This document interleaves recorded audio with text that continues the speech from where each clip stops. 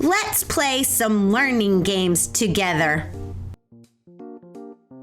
Edie and Newt. Hi, I'm Edie's friend Newt, and I love to play fun learning games. Would you like to play some fun learning games with me? Fantastic! The first one I like to call, What Letter Makes This Sound? Let's look at 3 objects, sound them out, and try to figure out what letter they all start with. Here they are. We have a fox, a frog, and a fish. Let's sound them out. We have fox, frog, and fish. Do you know what letter they all start with? That's right, it's the letter F.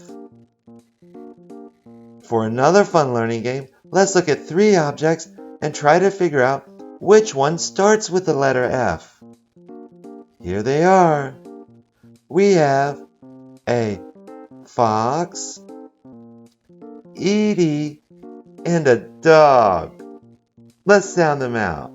We have a fox. We have Edie, and we have a dog. Do you know which one starts with the letter F? That's right, it's the fox. You did fantastic. That was a lot of fun. If you had a great time, please like this video. If you love these fun learning games, please ask your grown-up to subscribe. Bye. See you next time.